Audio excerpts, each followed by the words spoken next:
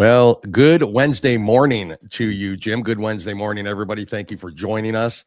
Today, folks, we have with us Shane Jenkins. Who's Shane? He is a January 6th defendant who was incarcerated for being at the Capitol, pardoned by President Trump. Thank God. We have him here to tell his story. How he ended up at that point, and about his foundation, Stand in the Gap. You're not going to want to miss that. Also on the show, we are going to go into more of the DOGE nonsense. FEMA got rid of some folks, thank God.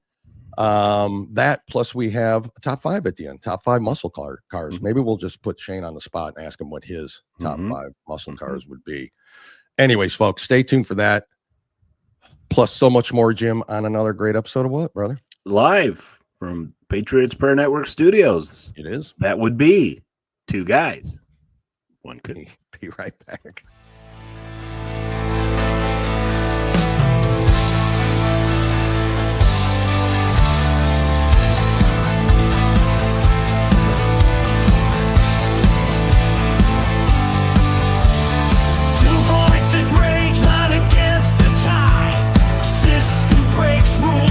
Lost in the crowd, truth hides deep, buried in the noise. Left hand deals lies, can't stifle the choice. Fight back rage, flames in the night.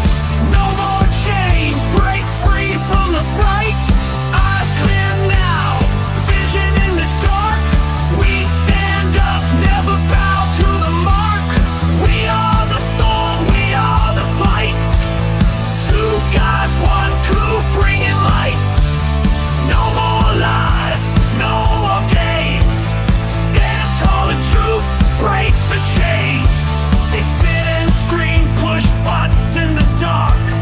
Yet we rise, never crumble in the park.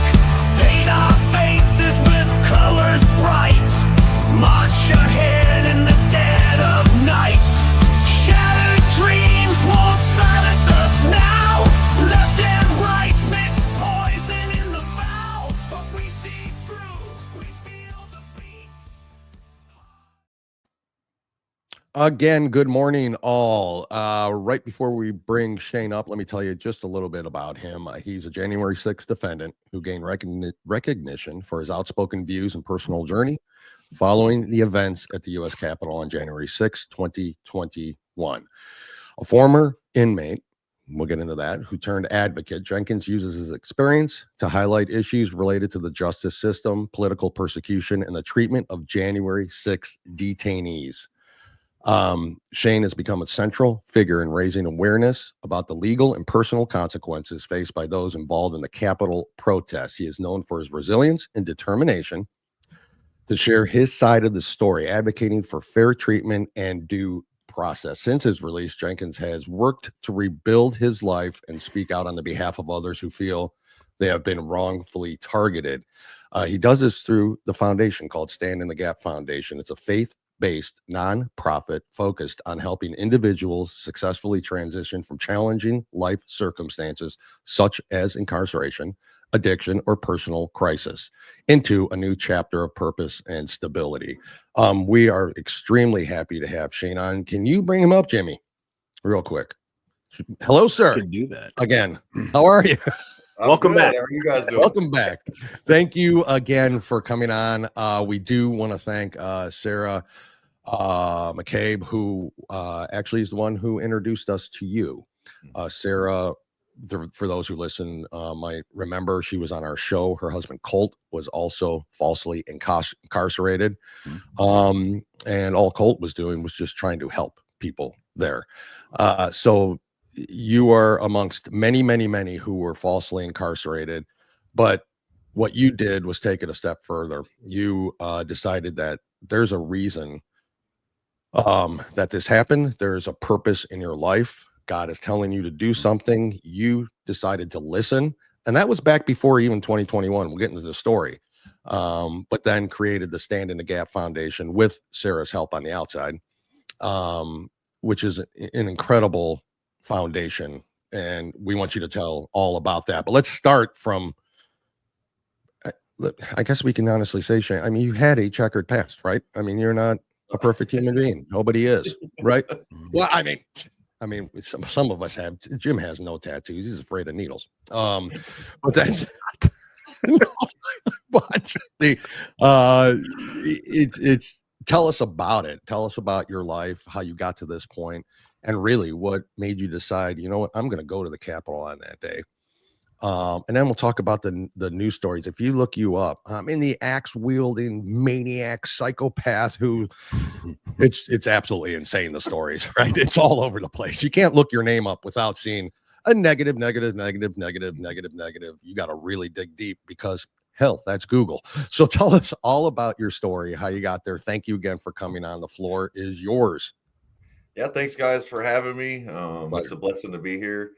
Yeah, my past it's so unusual. Like I started out going to private school. I grew up in West Fort Worth, going to All Saints Episcopal School. I thought Wow. what was the normal childhood. My mom and dad were my mom and dad, and I didn't know any different. And around the 7th grade, we moved to New Mexico, and my mom and dad separated, and then my sister came to visit. I had a brother and sister. You know, I was probably like 12, 13, and my brother and sister were older by 10, 15 years. And my sister and I got into this big fight, and she was like, she looked at my mom and she told her, like, if you don't tell him, I'm going to tell him. And I was like, tell me what is going on here? Yeah. And my mom was like, hold on. And later that night, my mom pulled me to the side and sat me down, and she said, son, I have to tell you something. And she said, you're adopted. And I was like, what is going on? And it was something. I was a very young man, and I was like 12, 13 years old, and I was in the formative years of my psyche. And it really just disrupted what I had going on. And I honestly, I acted very immaturely in response to that. And I felt like I felt like the kid at school that's got the sticker on his back that everybody, you know, sees it, but I'm the only one that couldn't see it. And I felt like that was my life. And I felt like somebody had jerked the rug out from underneath me. I felt betrayed by my adopted family. I felt like I had been lied to my whole life. Like I felt like Shane Jenkins was a lie. Like I didn't know who I was. And you know, later on, my mom, what's that? I said it had to be rough. I mean, to hear my mom crazy. Told me, she said, you know, son, I had to take what I got with your brother and sister because I birthed them out. But whenever she said, I picked you out of everybody in the world. And I wish that I had that maturity to receive that. But just at that moment in my life, I didn't. And so I turned to, like, I was very involved in sports, football, basketball, pole vaulting, everything. And at that point in my life, I just turned away from that. And I started hanging out with the wrong crowd at school, started skipping school, and just kind of went down a dark path at about 13 years old. Well, we ended up getting kicked out of Ruidoso. I lived in Ruidoso, New Mexico at this point. We got kicked out of New Mexico. They were like, if you guys will just leave, we'll dismiss all the charges against your son. And so my mom was like, all right, we're going back to Texas. And so, you can do anything in Texas. Yeah, I can just hide. I'll just blend right in down there. Wow. So we moved back, and about by the age of 15, I wanted to go back to New Mexico. So I got in. I committed an aggravated robbery and stole a guy's car at knife point and drove back to New Mexico. Got arrested days later. That was my first major run-in with the law, in general and in Texas.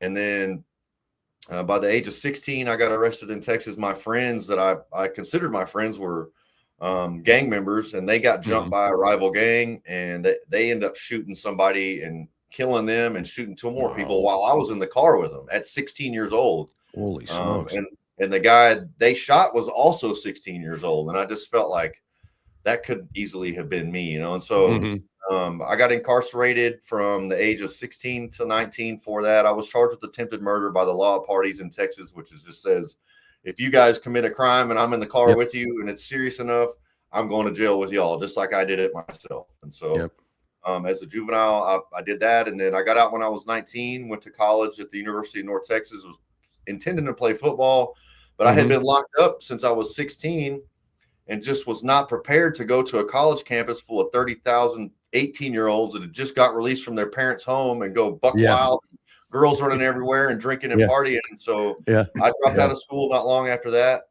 moved back home to my mom's, and she had met a guy at a bar and brought him home and ended up wanting to marry him. And my adopted dad had died when I was 16. And so I was like, Mom, if you're happy, you know, I'm happy.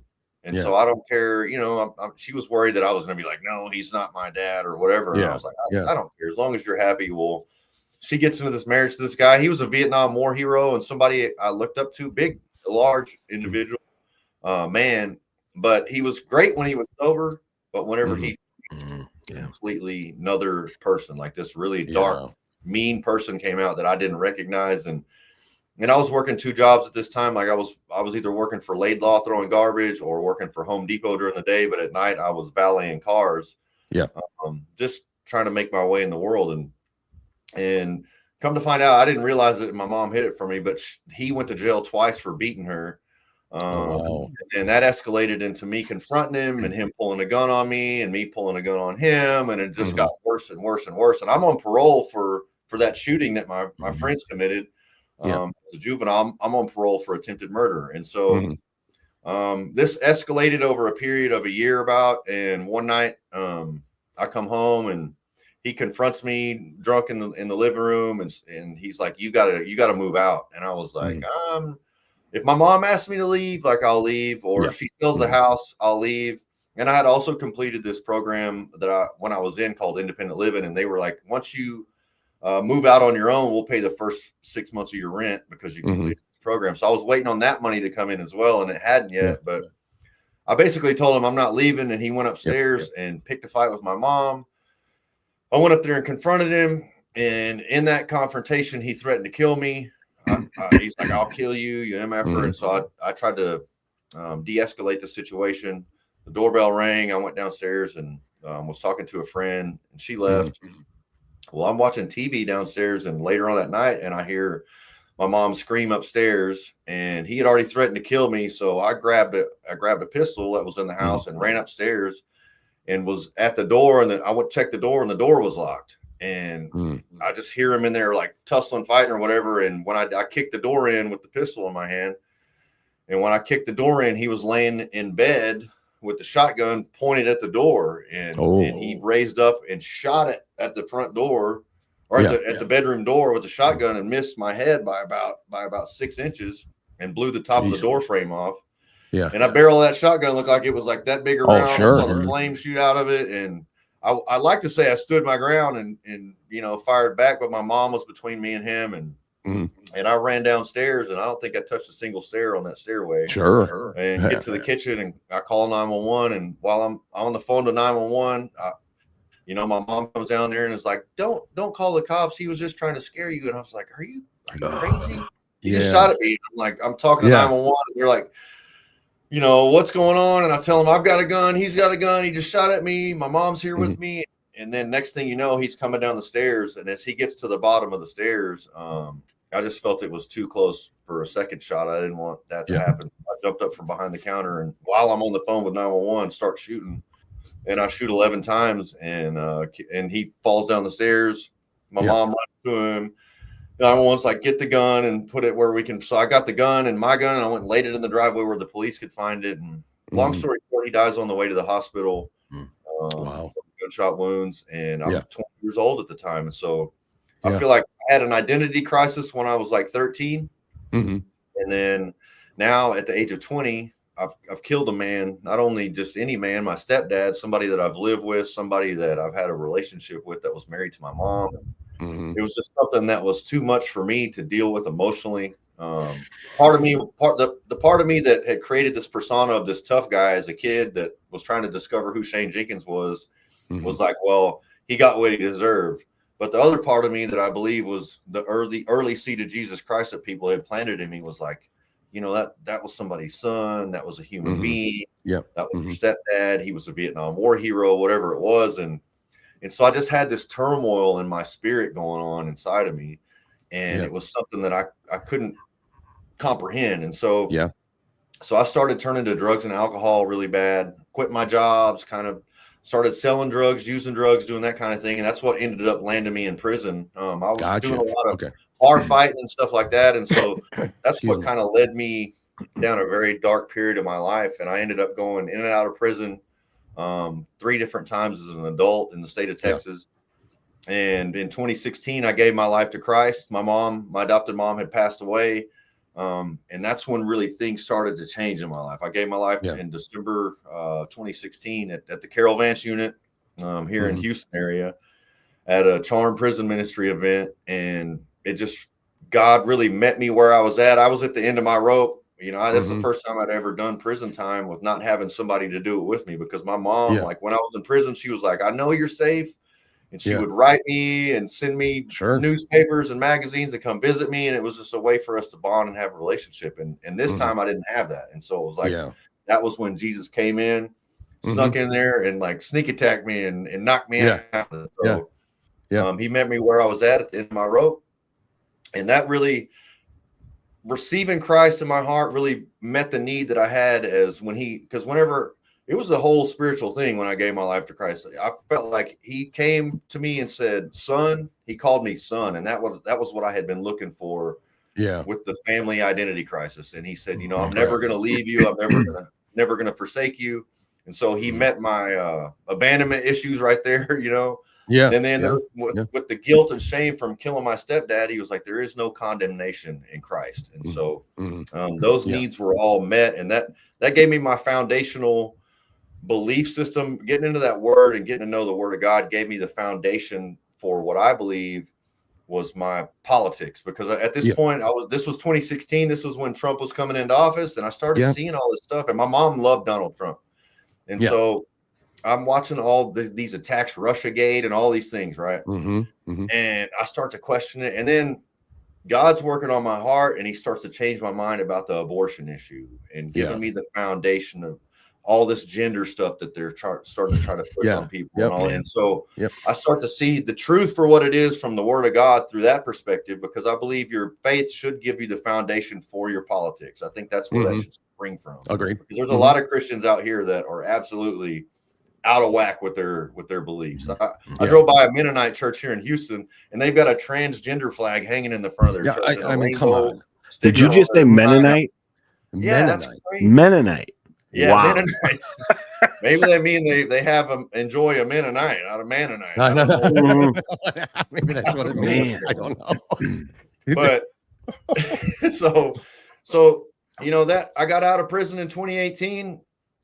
And moved to Houston here, and then was at this ministry for a year at Charm Prison Ministry. Ended up being on staff, got to go into prisons and minister to men, and then I got to mentor youth here in West Houston, and absolutely loved it. After my year was up that I committed to, I went back to the oil field in West Texas.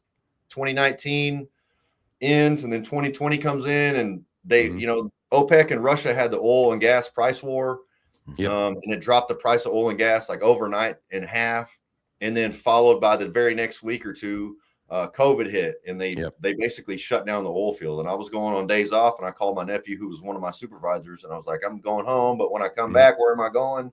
And he was like, well, you're probably not coming back. And I was like, what do you mean? And he told me what I just told y'all, and I was like, no way. Oh man. So I go home, and I start getting, you know, I've got a lot of time on my hands, and I start getting involved in politics. I start watching a lot of social media and doing all this stuff, and I start to see what's going on in the world. I registered to vote. Oh, by the way, I got off parole in 2019. First time I'd ever been off parole or some kind of supervision. And in Texas, once you're off parole or probation, you're able to vote. So I registered to vote. Nice. And early voted in Texas in October. And then ended up moving back to, that was in Dallas-Fort Worth, to move back to Houston, watched the election here in Houston. That night, and I watched Trump leading the whole way, like we all did. And then I'm like 10:30. I'm like, man, I'm tired. I'm going to bed. And I woke up the next day, and I was like, Trump, what do you mean Trump lost? What do you mean? There's no way.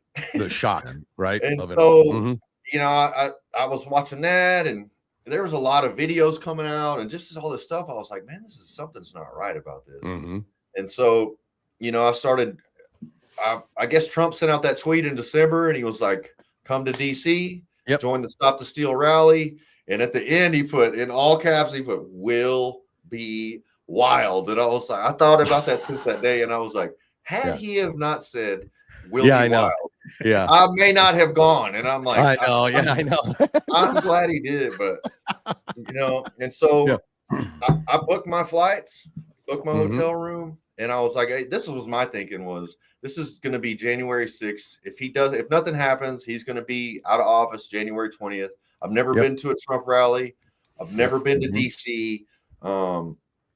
I want to see the history of the city, and I want to see a Right. Yep. historical moment with maybe the last time I'll ever see Trump in the presidential Correct. office.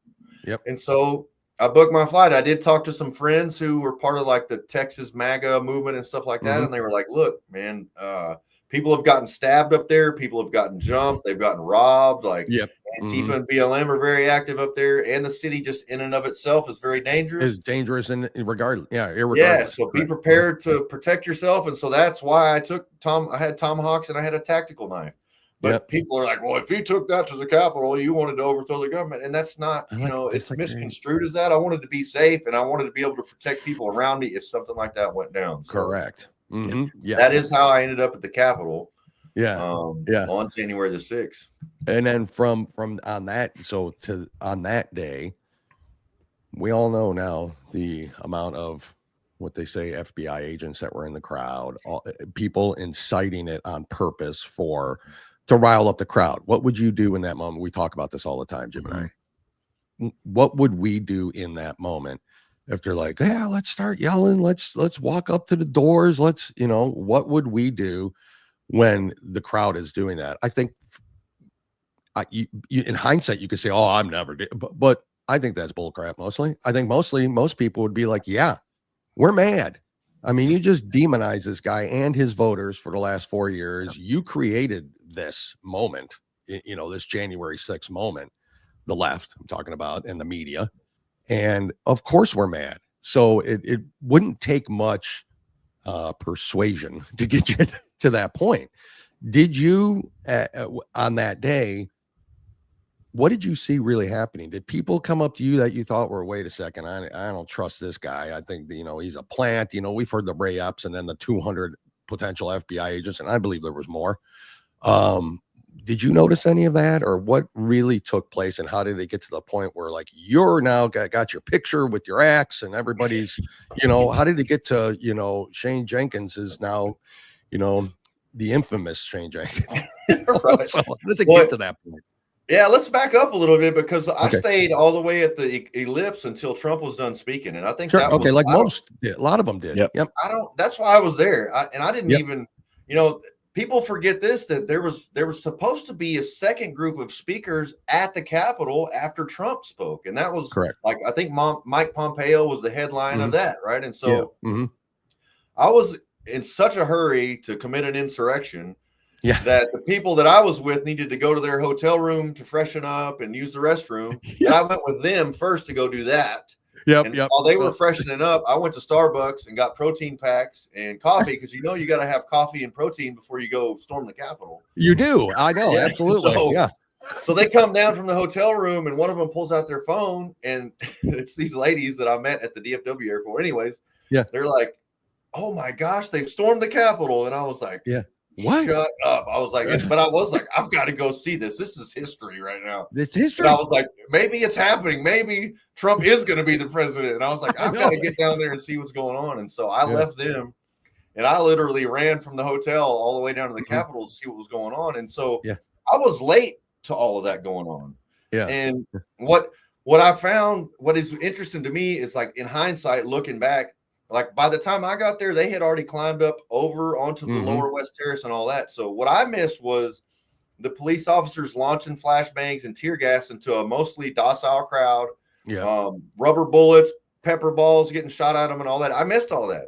Yeah. But what I saw was what fit the MO of all of that they had already endured prior to me getting there. And so, so when I get there, I climb up, I remember, I'll never forget, I'm climbing up onto the lower West Terrace, and there's like a concrete or whatever it was, stone guardrail kind of around the lower West Terrace. And I remember getting there and I grabbed a hold of that rail and I hear a voice in my head. And I believe it was God. He was saying, Shane, this is dangerous. Yeah. And I stopped in that moment and I was like, why am I here? And I was like, Mhm. and part of me was in that 1776 spirit, but part of me is like, man, Sure. this is protesting the election and this is having our voices heard. And I'm here for my children and for my future generations of my family. And I believe we have a right to hear our voices heard. And I believe even if we went in the Capitol and had a sit down protest and have them physically remove us, it's the people's house. We're entitled to do that. Right. And so, Correct. because they did it for Kavanaugh, they did it for all these other hearings. The left can do it, and it's fine. People forget that. That's right. It's not but reported. When we get upset, we didn't go burn down all the cities around. We went straight to the source of the problem, which was the federal government. And so I get up there, and I'm on the lower west terrace. I'm actually at the tunnel where it was hot and heavy right there, and I'm up on the window, and I'm watching these people not doing anything to the police, but I'm watching them come out of this tunnel. I remember there was this old man that looked like my grandpa came out and he had a mesh hat on like this, and he's just got blood pouring down his face. Oh, wow. Yeah. And I'm like, what is going on? And the crowd's pushing, heave and hoeing, and with the officers in the tunnel and all that. And I was just like, man, this is not good. And I'm thinking, we've already been told that they're letting people in on the other side.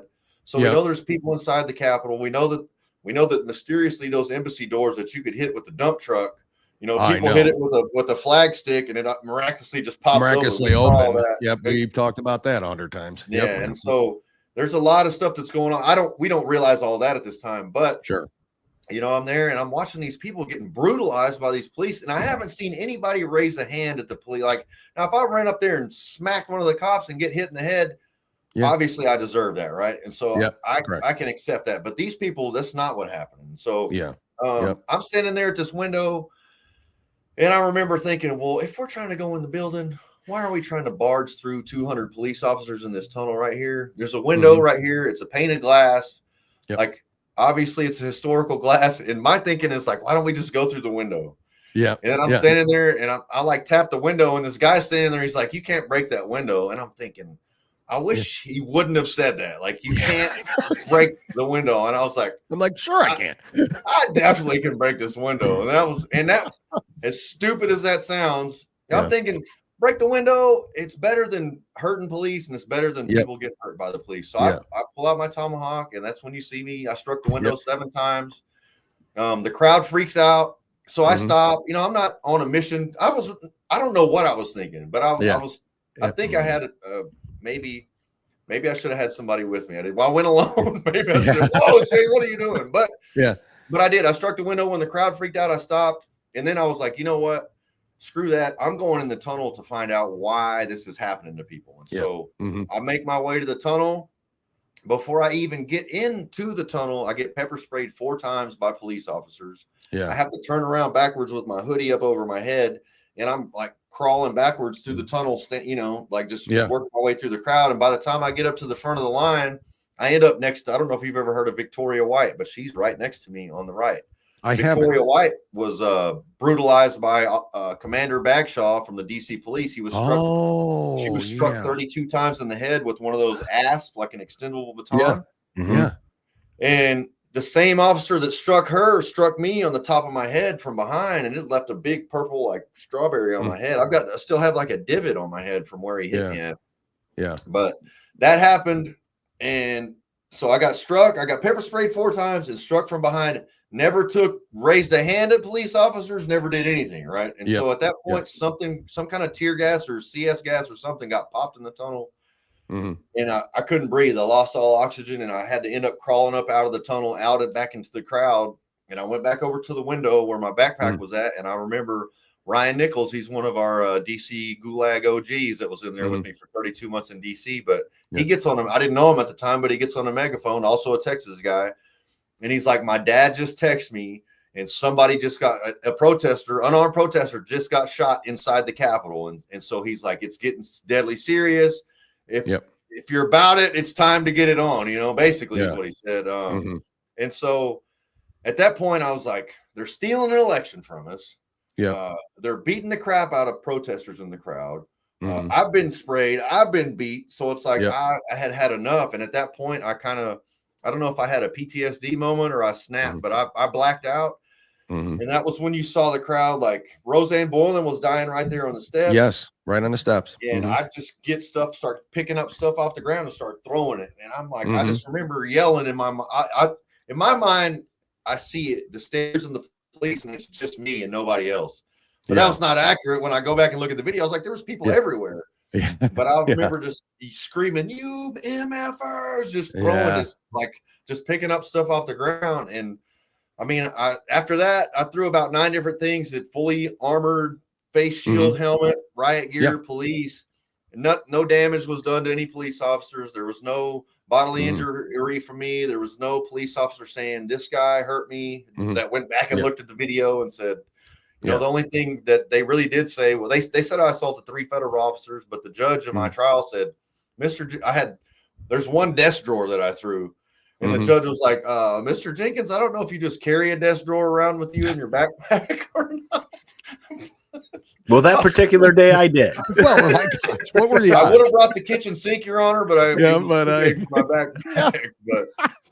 But that was the basis for my vicious attack on democracy on that day. But you know, I look back at it and I feel like my intentions were good. I didn't go there with that intent. There was no ulterior motive to overthrow the government. Did I get caught up in the moment? Absolutely. Sure. But has God used that situation? Of course he has. And even if right or wrong, if you agree with me or you disagree with me, I know that God can work through my mess. If he saved me, then he could definitely overcome January the 6th. So during from the time, how were you contacted, or were you arrested? What were you given in terms of when you realized that you had to show up and here's where the trial begins? And then did that take a little longer than it should have? Because I know that's what really happened here. The everything went longer than it should have because of course, if you were there, they were going to try to put you in jail. Yeah, no, for sure. Some of my friends in the military reached out to me and they were like, "Hey man, the FBI has been asking me questions about you." They didn't say it directly to me. They said it to a friend who told it to me and screenshotted the conversation. But so I knew the FBI was coming, but I didn't know when or how. And so I didn't do anything foolish. I didn't run or do anything. I did start looking to see if I was online, like on the Most Wanted or whatever, but I was not. I did attempt to reach out to the FBI to establish contact to say, "Hey, I'm not running. I'm not going anywhere. If you guys need to talk to me and sit down or y'all need to arrest me, I'll gladly come turn myself in." But we know that's not what they wanted. They wanted the coming guns drawn. They pulled up. They wanted the media attention. 2 months later, almost 2 months today, March 5th, they pulled up at this Charm Prison Ministry house that I was living at, and their armored personnel carrier, Houston SWAT team, FBI agents, and guns drawn, lasers pointed at me, and big news scene and all that stuff, and drug me down to FDC Houston, and basically threw me in a cell for 11 days without ever letting me out. Never opened the cell again for 11 days because COVID. No shower, no nothing. They were bringing me my trays, and that was it. But about 30 days after that, they flew me to Oklahoma City. And then I went to Northern Neck Regional Jail for about a week or two. And then I ended up in the DC jail sometime after that. And, it was no bond for me. They act like the FBI labeled me tier 1 anti-government extremist. And, they determined that I was a threat to society because I broke a window and was throwing flag sticks in a desk drawer at riot police. They said if you read the NBC report, which I mean, of course, it's got to be true, is you were the reason, Shane, that they were able to get chair legs and table legs and then continue the attack on My prosecutor said at trial, they were like, they made this whole dramatic thing, and it was like, Your Honor, ladies and gentlemen of the jury, if you see this window before Mr. Jenkins approached it, there's no cracks in it. But when he strikes it with his tomahawk axe, those cracks are literally the first cracks in our fragile democracy. And oh my God. How dramatic. From people who don't even know what democracy is. Oh my God. Yeah, it's insane. Wow.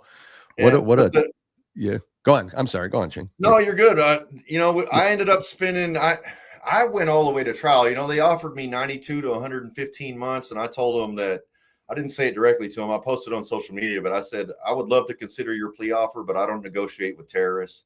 And my lawyer was so mad at me. He was like, Shane, he goes, you cannot say things like that. I want to win this case for you. And I was like, well, they are terrorists. And even if you look at somebody like me that has a checkered past, like I can understand, okay, they ran down on me with the SWAT team. Maybe I scare them, or I'm a dangerous guy from my past. I get that.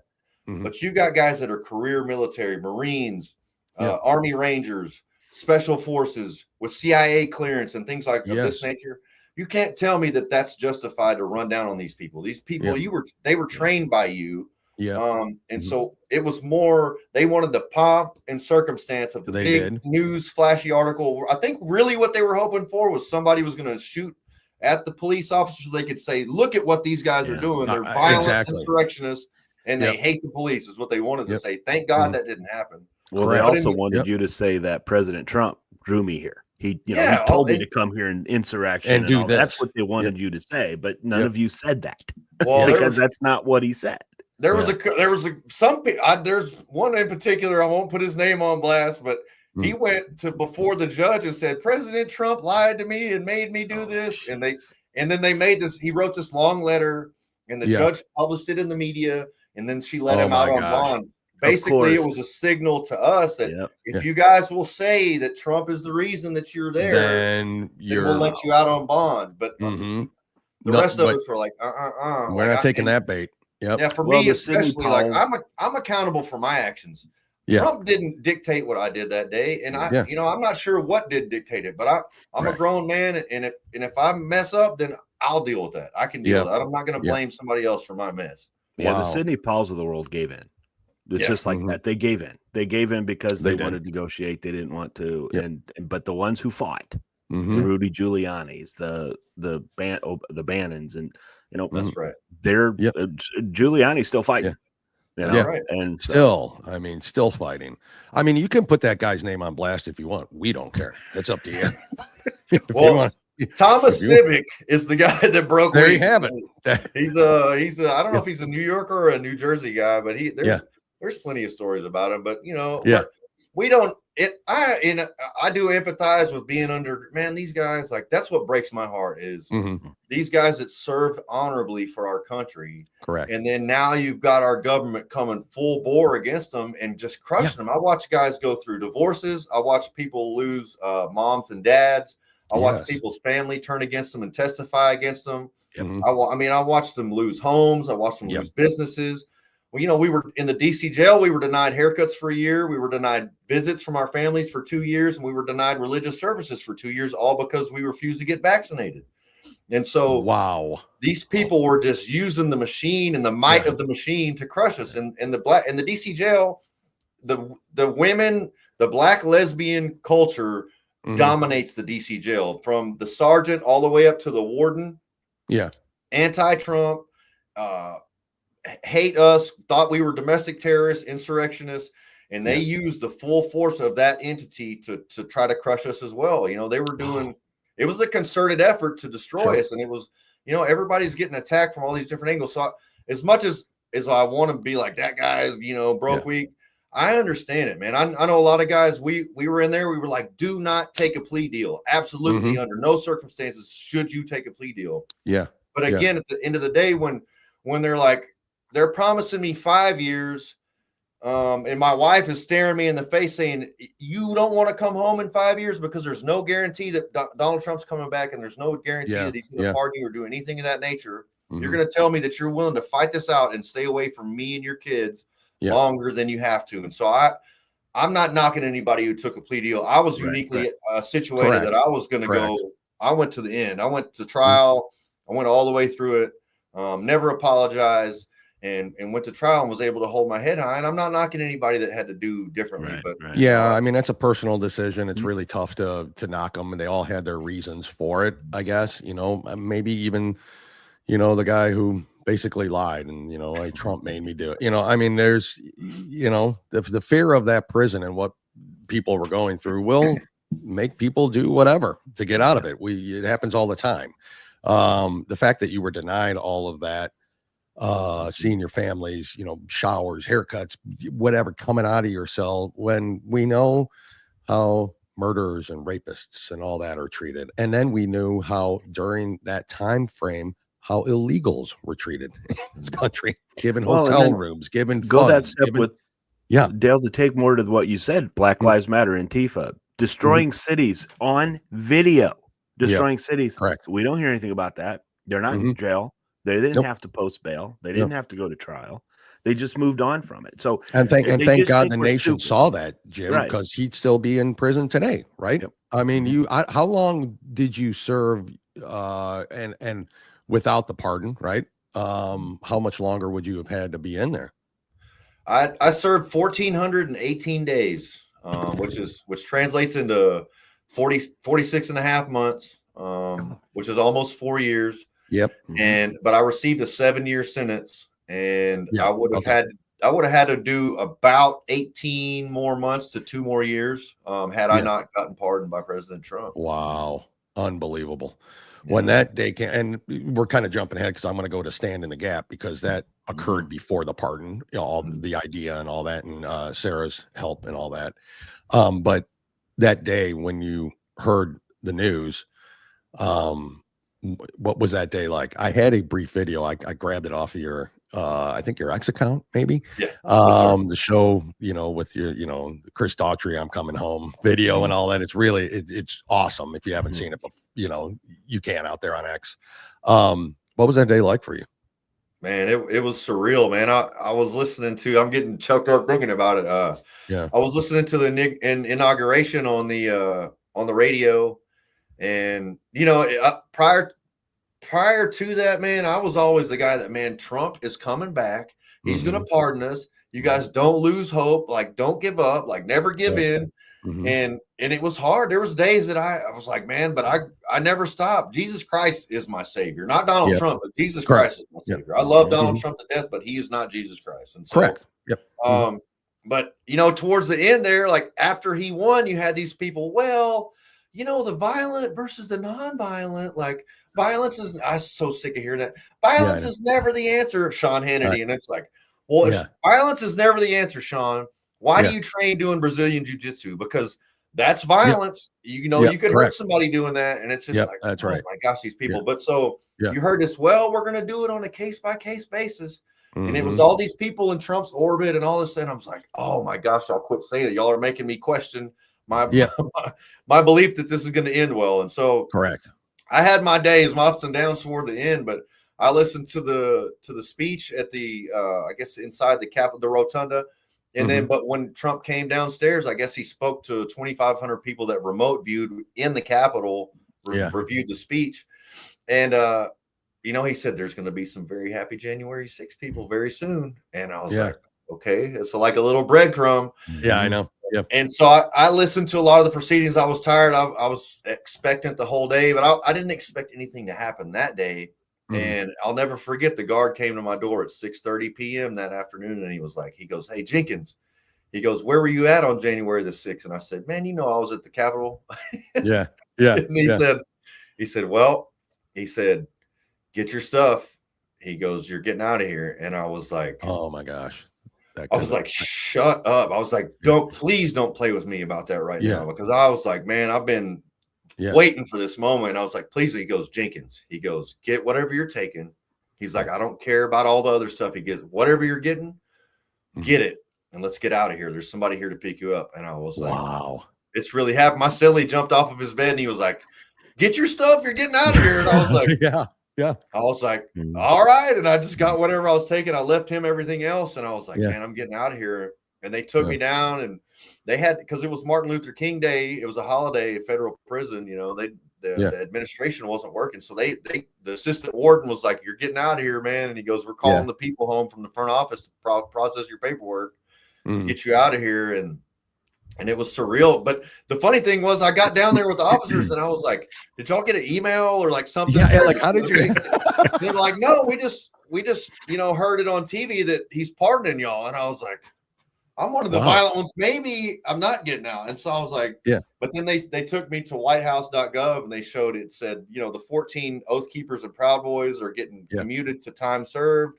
And then it says any other, is getting unconditional full presidential pardon. And I was like, awesome. Yes. Oh my gosh, that feeling. They let me out at 1 a.m. that morning, 3 degrees outside in Terre Haute, Indiana. Yeah. And we had a girl that works for us at the foundation. Her and her boyfriend picked me up at 1 a.m. outside. They had been there all day waiting because they had faith as well and they believed. And so they did you even know who was picking you up? I mean, did you even did they tell you? I did not. I did not. I found out. I called and found out somebody was going to be there, and they had secured me some clothes and hygiene and stuff like that. Got us a hotel room, and then the next day I flew. I was going to fly home to Houston, but that was a big snowstorm in Houston. I'd never heard of that before. And the airports were shut down, so I ended up flying into DFW and waiting that out, and then ended up coming home to Houston a few days later. Well, if I would have known you then, I would have driven down to get you because I live in Indiana. Okay.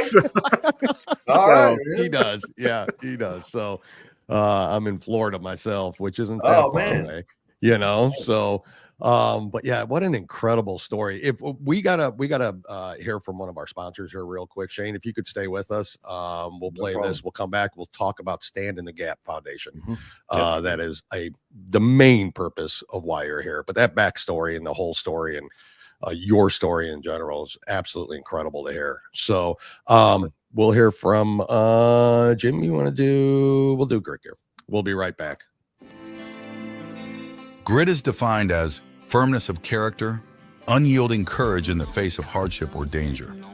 At Grit Gear Apparel, we honor all military, police, fire, public service, and patriotic Americans, both men and women regardless of color, creed, or religion.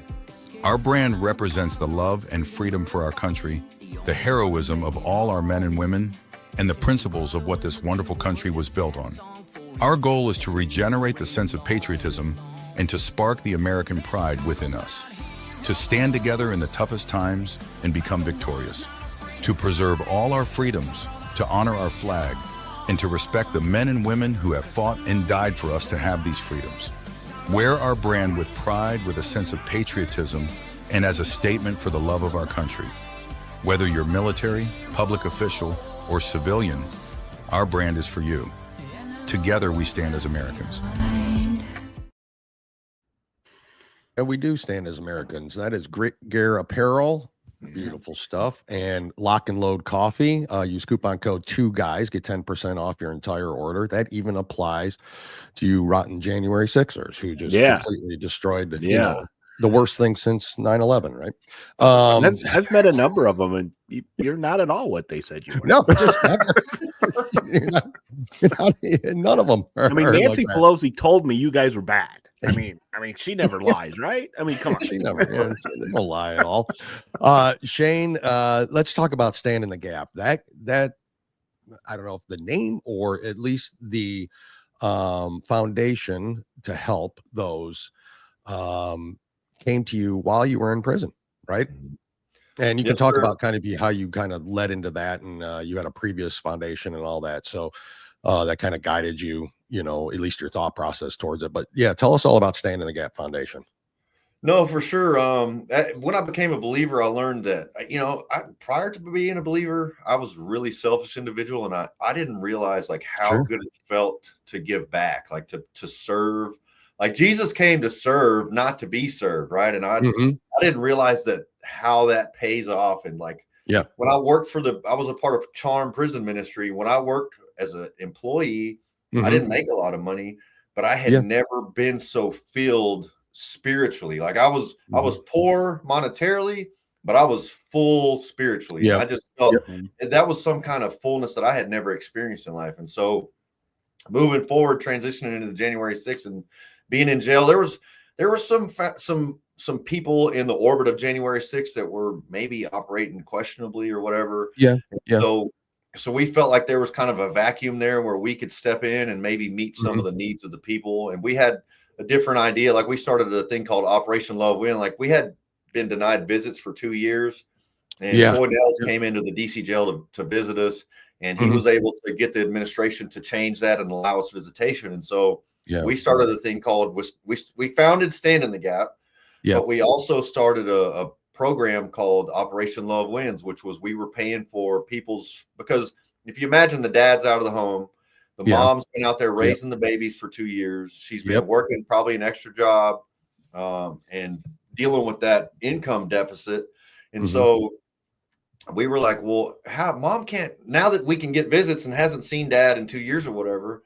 Yeah. She can't afford to take a day off or 2 days off and to pay for Uber to the airport, to pay for airfare to fly to DC, or have somewhere to stay in DC, because hotels and Airbnb in DC are super expensive. So we were like, let's raise money around that, and we're going to pay for the Uber, we're going to pay for some meals while they're in DC, we're going to find them a place to stay, a hotel or whatever, pay for the airfare and do all that. And so that's kind of how we got our foot into it. But we also were raising money for appellate attorneys because, especially with my experience, we were like, we're not going to win this at trial. We're in a 97% Biden voting district. We've seen what these DC judges are doing to people. So let's fight this on appeal so we can get it out of the DC court system and into the appellate courts and maybe onto the Supreme Court. So that's what we started doing. We paid for, I think, 5 appellate attorneys. And, we helped reunite between 70 and 100 families. We were helping families attend their loved ones' sentencing hearings in DC and stuff like that, because it looks good to the judge to have somebody come all the way from wherever you're at to show up and be at your hearing. So that's kind of how it originated. Now we've obviously moved forward from those things because we're all out now, and we're starting a thing called Mission Memory Maker, where since the families have been separated for so long, and like I say, the income deficit with the families, we want to be able to fund a trip for the family to get away, like to go on a vacation with the mom and the kids or whatever. And spend time and reestablish that family bond and get them back to where they need to be. So important and healthy. So there's a lot of other things coming down the pipe regarding healthcare and insurance and stuff like that we're going to be partnering with some people, some big name people that we're excited to be able to help these guys, because it is not easy to transition back into society as just a regular prisoner. It's difficult. It's very you go from, am I going to go to chow today? Am I going to go to the rec yard today? Like 2 decisions a day, really, about it. And then you get out, it's like emails, social media, phone calls, trying to go to try to get a job or try to find one. How am I going to pay for my insurance? Like to get to work. My license is expired. I've been locked up 4 years. Correct. Correct. Just overwhelmed, bombarded with things 24/7. And it's caused a lot of PTSD. Like people that have PTSD from the military, like my guys are reaching out to me, like the guys that God blessed me to be a leader in DC jail and in our community. And the guys that I love to sit down and talk to are like calling me like, man, I'm kind of freaking out. Like I'm having an anxiety attack. I had to close the door and tell everybody to please just leave me alone, turn my phone off or whatever. So there's a lot of struggle that comes along with this. And that's the name, Stand in the Gap. Like we want to be in the gap for those men. We want to be in the breach for the people that stood up for what they believe in January 6th. But there's also we're about justice reform, because if anybody's encountered, like, DC jail was bad, but when I got to the BOP, to the Federal Bureau of Prisons, it was a freaking war zone in there. I'm talking about, I saw 2 dead bodies while I was in there. One guy got beat to death by a celly. Another guy was smoking this K2, the synthetic cannabinoids or whatever. I'm sure it was laced with fentanyl, and he overdosed and died. There was multiple overdoses while I was there. Prisoner on prisoner violence, gang violence, stabbings, bullying, magic shave being thrown on people. Guard on inmate violence, like the guards know where the cameras are not, just like the inmates do. And so there's just, and I've heard stories from inmates and from guards that when you go, I didn't go to USP, but I went to a medium facility, which was bad enough. But the USP, the guards are like, when they get off the bus over there, we tell them, you better get a knife. Better yet, you better get a few of them. And I'm like, how? What in your mind as a prison guard is good about telling? Now I understand, like, hey man, bro, you need to get a knife because it's dangerous in here. But if you're the guard, shouldn't you try to make this a safer environment? Because you've got these people in prison running around carrying knives and stabbing each other, and one day those people are going to get out and they're going to move in next door to you, move next door to you, and move in next door to me. And is that something that we want? Is that something we want our children to encounter or our wives to encounter on a dark night or whatever? No. And so that's something that I believe in. but being a Republican or a conservative, like we're like lock them up, throw away the key. Yeah, correct. I think that's a self-defeating mentality to have. Like the Democrats usually want to help people in prison, but I'm not trying to give away the house to help people in prison. What I'm about is let's educate people in prison. Let's give them a job. Let's let them make what I think. This is one idea that I have. I think bring these factory jobs back from China and back from Mexico, back from Thailand, wherever they're at, in India, whatever they are. Let's bring them. Let's partner with these corporations. Let's build warehouses around these prisons and let's use the federal land for it. Let's partner with these companies, give them a tax break for doing it. But now you're building partnersps with the prisoners and these corporations so they can get training, so they can make a decent wage and be an asset to their family. So instead of grandma and mom sending money into the guys can send money out to take care of their child support, to take care of their family that's suffering out there while they're not there. You know, let's give these guys some pride about themselves so they can have so they can get some training and know that, hey, I've got a parachute. I might not know anywhere else to go, but I'm partnered with Walmart, or I'm partnered with Amazon, or I'm partnered with Google or whoever, to where I can go get a job and pursue a healthy living when I get out of here. And so I think we have to do a transformational rebuild of the justice system. And this is something that I personally have found out that Trump is passionate about. So there may be an opportunity for us to get in there and try to help change some of these things in the future. And that's what I'm looking forward to, helping out January 6 families and trying to restructure this criminal justice system that's broken. Yeah. I think when a lot of us look at that kind of thought process, it's clearly admirable, a daunting task, no doubt about it. That's for sure, because of the stigma and because of not January 6ers, but prisoners in general, right? Yeah, it is true. We're like, hey, you committed a crime. I don't know, murder. I don't know, whatever crime you want to take on there. There are different levels of crime. There are people that should never get out of prison. That's right. That's my thought process. I'm a firm believer of the death penalty. I think there is the eye for an eye situation, and so I do firmly believe that. And so I think what you're saying, and I think what we can all jump on board with, is that there are people in prison, not just the January 6ers that are now pardoned, but things like that, whether it's a marijuana charge or whether it's there's still people in prison in Colorado for marijuana, and that's been legal for 10 years, out there. I mean, so there are people in prison that legitimately should not be, or have served their time and should be out, or got excess time that they should not have gotten. I think those are the ones that are literally, bring them out, train them. Jim and I know we were both working manufacturing. We'd kill, not to use the term, but to have employees working in the factory. We just can't get anybody to work, right? Why not use that program for that, or something like that, and give them a good living and give them a purpose like that. Totally on board with it.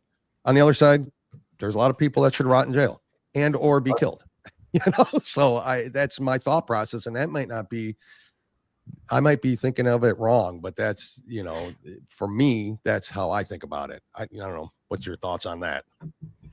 No, I mean, I agree that there are people that need to be in prison, that need to be, need to be there. And I do think that another idea that I have is like a right track, wrong track. Like if you're going to continue to live the gang lifestyle or continue to sell drugs or continue to use drugs, there needs to be a place for you.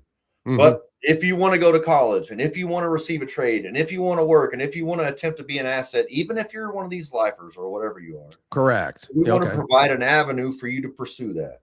I think there's there are certainly people that need to be in prison. I absolutely agree with that, and I happen to agree with the death penalty too. Like I am about forgiveness and grace and mercy, but at the same time, there are things we do have to be accountable for our actions, and sometimes I believe we should have to pay with our lives, and I completely agree with that. So, but I do think there are different things that you can do with, like, there's an unused labor force. Why aren't we cleaning up these cities? Why aren't we cleaning up these federal parks and all these things? There needs to be I think we need to lower the standards a little bit and maybe let some of the guys with a little bit worse crimes, like, out to work in the community, build partnerships with churches or whatever it is.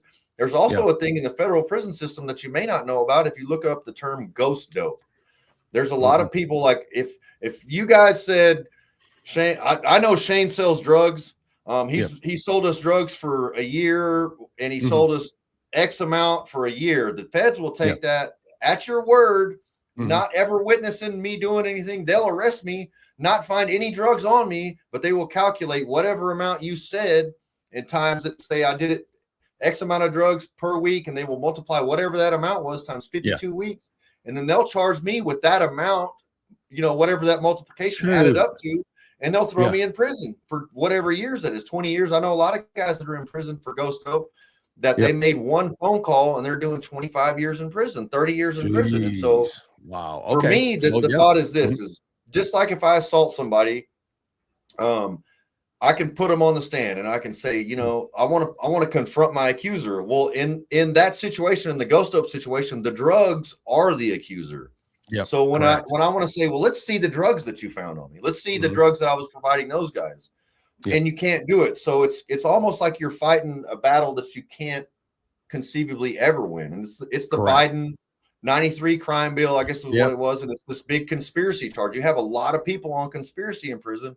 And I think we've got to legislate our way out of that. But there's a lot of different things that could change within the system. And it could come from legislatively or executive orders or just policies that are instituted by the BOP in general. But we've got to, I believe we have to invest in these men because I think about the guys that are like the lifers that you say, they have a testimony too. These guys could be like, you know what, I am going to do the rest of my life in here, but maybe there's the Scared Straight program. You bring the kids in to sit maybe and talk to you guys, or let them do a podcast and share their stories online. Or there's a ton of different things that you could do with this. That's a good idea. But I think all lives are valuable, even those people who made the mistake that's going to cost them the rest of their life. I know some legislatures that belong in prison. Yeah, for sure. Yeah, you're right. We're in prison in the wrong. Some of them accountable, please. Good Lord. Yeah. Isn't that amazing how they're never accountable? But never. I mean, we're all waiting for those perp walks and handcuffs and all that, for those folks. I just wish I would have had my stock portfolio matched up to some of these legislators before I went in. While you were in, no kidding. Nancy Pelosi's come to mind. You know how great America could be if you would give us your secrets? Yeah, tell us how you do it. They're just the luckiest investors on earth. That's all. It's just luck. Shane, how can people get a hold of you or the foundation, and how can they help? Yeah, if you guys will go to therealj6.com, we sell gear and stuff like that. We're going to be updating the website pretty soon. We sell a lot of shirts and stickers and stuff like that on there. But if you also go to standinthegap.foundation, that's our nonprofit. You can donate there, or you can reach out to us at info@ on there and support us. However, maybe physically support us, maybe monetarily, maybe pray for us, whatever you want to do. But also, if you look for me on X at the Real J6 Shane, and you can find my other links there. I'm on Instagram. We're all over the place, but we'd appreciate your input, or if you want to donate to it, by all means, help us fight this fight. Yep, awesome. That's great, Shane. When you have more to discuss, when you want to discuss more, please hit us up. Reach out. You've got our information. We'd be more than happy to have you back on.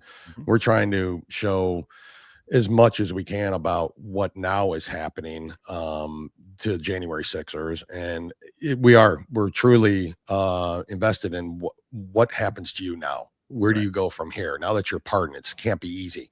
And so we appreciate what you're doing and what Sarah's doing. And a lot of folks out there are trying to do to help and assist. But when we got more to talk about, hit us up, brother. You come on anytime you want. We're here for you. All right. Thank y'all, man. Thank y'all for having me on. God bless y'all, man. Oh, God bless you too, brother. We'll talk to you soon. All right. Thank you. Okay. Appreciate you. All right. Bye, Shane. Oh, folks. So there you have it. We didn't play a lot of the comments. I think maybe, Jim, do you have some? There's all sorts. This is like, there was a ton of comments. And so I was just trying to focus. It's hard. I want to go back.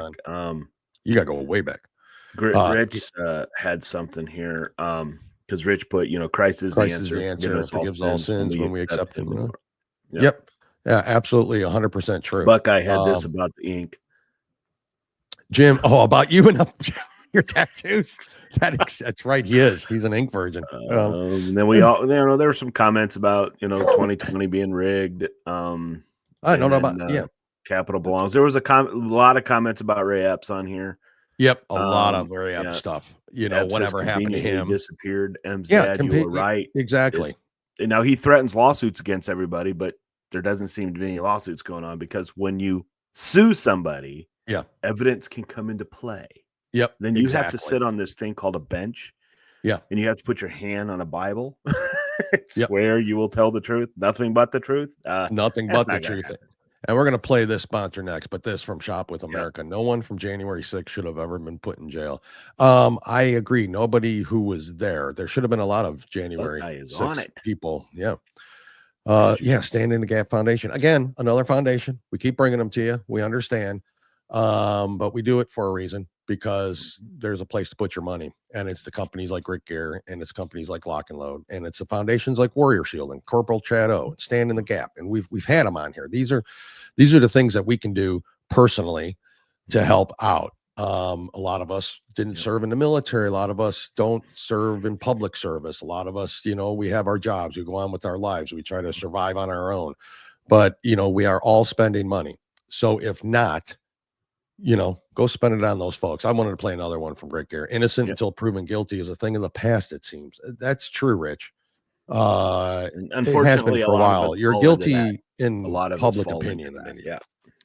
That's what happens there. So, folks, anyways, thank you, Shane, for coming on. Thank you, Sarah, for introducing us to Shane. He's great. I mean, he's the first to admit it, Jim.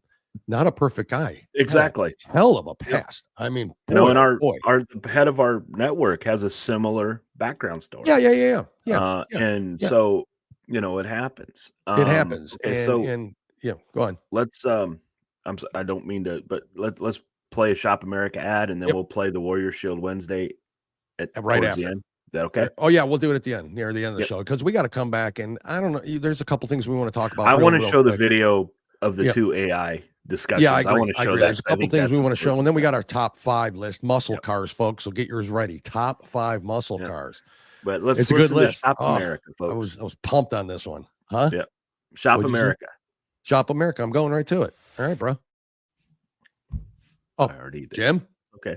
Well, why can't I do it? Anyway, go ahead. I do commercials. You do comments. Okay. Welcome to Shop with America, where the emphasis is on America. Our movement is to switch away from your shopping with the big box stores and the mega corporations back to supporting family-owned, made in America. We've been giving these big box stores our money every day for years. But what's happened is they've forced many small businesses to shut down. We call this the illusion of choice. We see all these products in these stores, but in reality, it's only a few companies that control it all. There are thousands of lawsuits for health damage because they put profit over our people. But there is another choice. We found a better way. There's a family-owned American factory with product integrity and have always done things the right way for the right reasons. And this company outperforms the big box stores. That's due to their month-to-month shopping club. They make everyday consumer products that we all use and buy again and again, like toothpaste, shampoo, coffee, and organic beef. Go to shopwithamerica.us today. Go to Shop with America. Jim, you can talk a little bit about that. Did you receive your yes, your I received my intro box, folks. When you go out and you sign up and do all the things go through, you get a pick, a box to get, and it's different types of the products they sell, and you get to try it and everything. So I matter of fact, I used the shampoo and the body wash today. I have taken a shower. Yes, I did. It was great. And how many were you flocked by females when you stepped outside? Because haven't been outside yet. Oh, okay, good. But I'm afraid to go outside because I think I think it just brings into they wouldn't normally. What I also like is the healthy. I'm starting to do a healthy living. So they have a lot of multivitamins. They have some pre-workout bars, after workout drinks to kind of help, your body and everything. So, they make a point. You can go to GNC and pay a little bit more for the same stuff you're getting here, but this stuff is organic and the poisons are not in it. And that's the whole point. And it's not owned by BlackRock or Vanguard. Exactly. And it's American made products, and it's safe, it's effective. And, my daughter went through, she loves the makeup. So she's going to, for my next order that I place, there's going to be some makeup in there. So it's not me. Oh, for your daughter. For my daughter. Yeah. But I am going to do the meat, folks, the beef itself. If you are a big grass-fed Iowa, out, American farm, if you love beef, I mean, if you go and buy hamburger, there's packages in there that says, every month or every other month it comes automatically. It just sets up you're on a plan. So definitely worth it. So try it out, folks. The products are great. Shopwithamerica.us. Do what you say. The bottle of laundry detergent. Okay. The bottle of laundry detergent has the same loads as these bigger ones because it's one pump is all it takes, because it's not full of water. Yep. That's right. Like Tide and Gain and all that everything stuff else. So you get just as much. So this here from thanks, Buckeye. I appreciate it. Sorry, Jim, you play the comments. I'm commercials. Lies, Jim. We see the eyeliner from here. You can see it. Folks, I do like my hairbands. Yeah. Tulsi Gabbard was confirmed. Okay. Awesome. Yep. We knew that was how much. It says watch live. Come on. And it's not showing me yet that news. I just seen it now. Perfect. That she was confirmed. Awesome.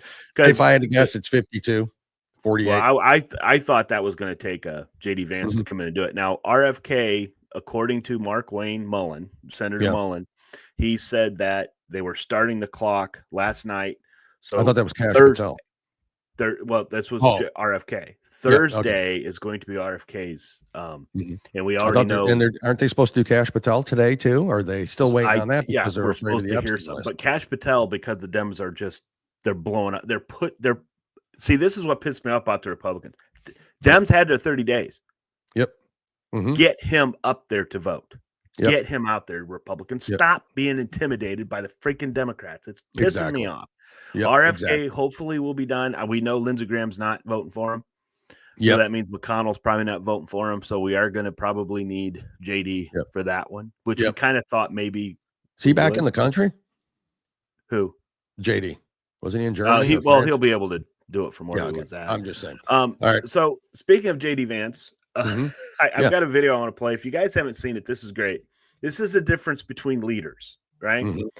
We had an AI czar. In the Biden administration. We did.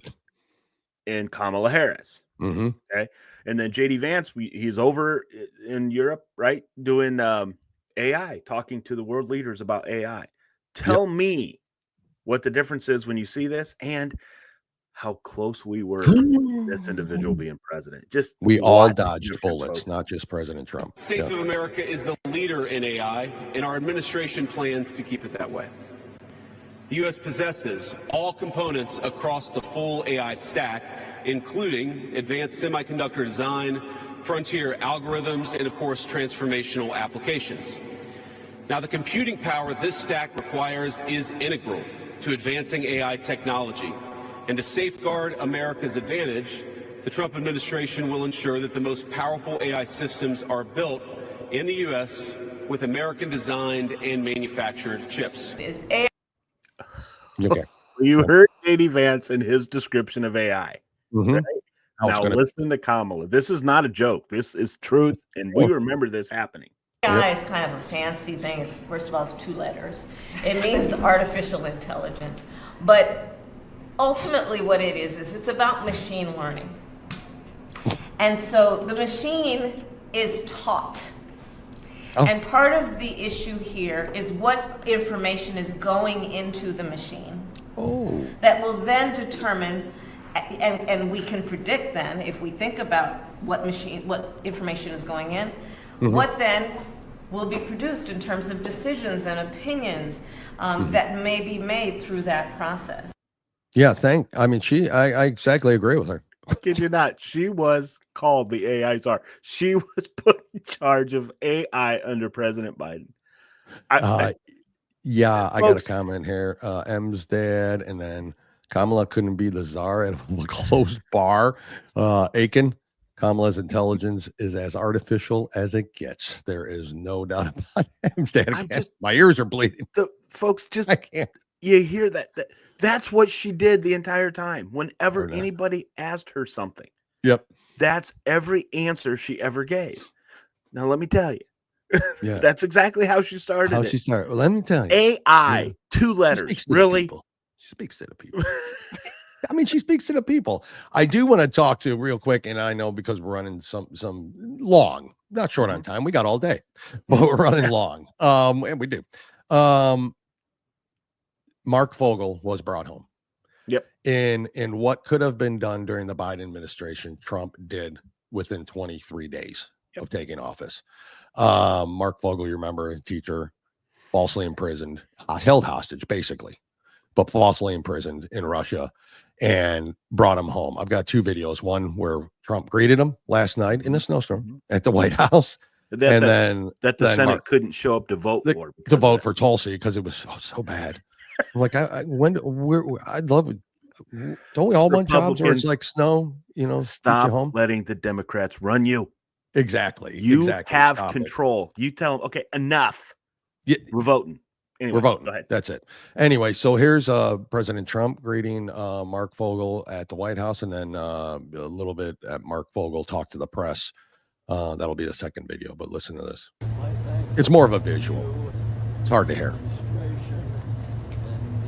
Amazing people that have brought me home, and I just will spend the rest of my life in debt. It is snowing pretty good there. To you and the country, and I'm so excited. So great. Thank you very much. Welcome home. Hello, Speaker of the House. Pleasure to meet you, Mark Fogel. Yeah. That was late last night. Yeah, that was we watched that. That was so great. It was so good. Here he is talking to the press. Terry Rubio, who met my son a while back. I'm a middle-class school teacher who's now in a dream world. We're going to show you the Lincoln bedroom in a little while. It's a very special place. Appropriate for tonight. Very appropriate. And thank you all. And I love our country. And I'm so happy to be back here. And I wish I could articulate it better. You've done beautifully. And he's got a great mother.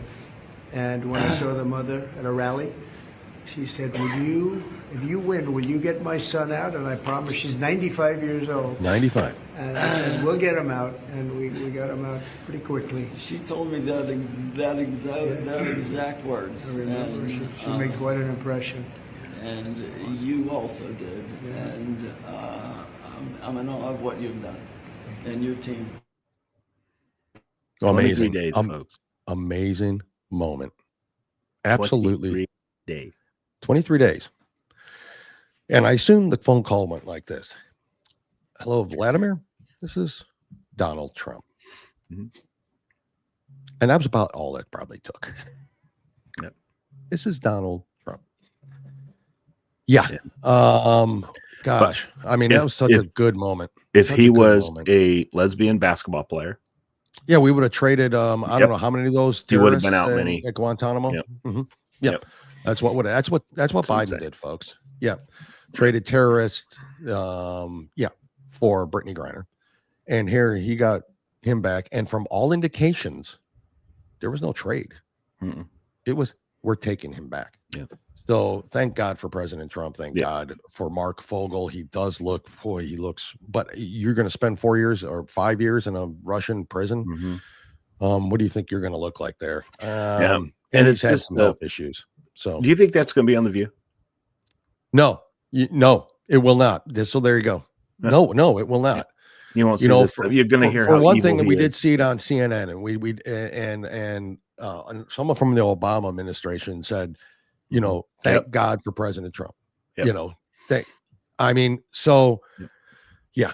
anyways, that was good news, and I just wanted to play that. There's a bunch of other stuff that we could play. Jim, do you really want to go into that?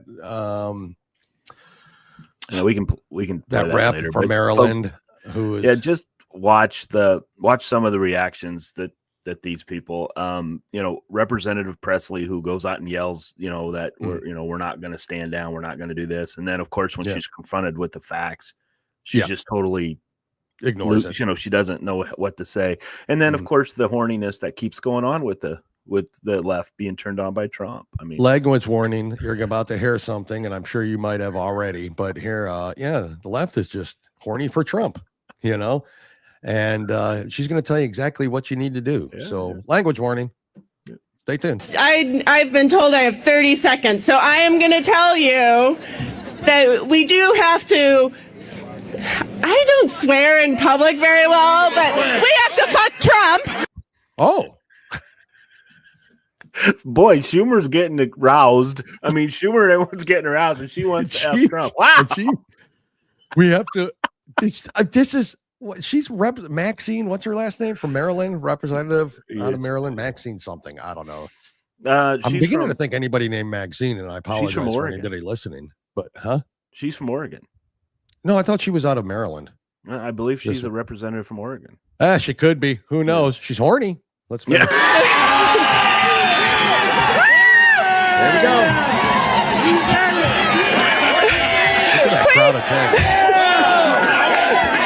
Please don't tell my children that I just did that. And even Buckeye. What? Buckeye, I want to play each one. I am right now. This is from Buckeye if you're watching. This is also from Buckeye if you're watching. This too is from. You get the code? I mean, it's not Morse code. Pretty simple. This is the best post today. And there you have it. And they're getting upset because DOGE is cutting funding to waste. That's what the rally was about. Yeah. But did you see the rally as a whole, though? Yeah. There was not very many people there. They made it look like this was this huge rally and everyone's getting there wasn't, because most of America like what's going on. They like to know that we just fired 4 people from the FEMA because they gave $59 million to illegals to stay in these luxury hotel rooms where people in North Carolina were losing their tents. And it's insane and it's crazy. They've learned nothing. Everything they've shown was wasted money. It's not that they said, "Hey, we gave." Oh, but wait. $5 million. CNN says they haven't proved it. That's not what happened. They haven't proved it yet. Former Governor Sununu was on, with Anderson, he's very good. Peter Puffer, and and Anderson Peter Puffer called Sununu, don't be a dick. I mean, said that live on air when he's just like, I'm pointing out the waste. How can you be for this? I got that video, but we're not going to play it because Jim, honestly, you want to play a couple. Well, first of all, Crazy Southpaw. Yeah. I don't want to have intercourse with him either, but speak for yourself. I mean, there's probably a lot that do. She did, I mean, she did. Yeah. So. M's dad. You're right. Yep. That's exactly right. There's only 2 dozen people there. I know. Real close. See how close it was to the person speaking. Close enough. I can almost feel like she did F Trump. That's how close that camera was. Jim, what time?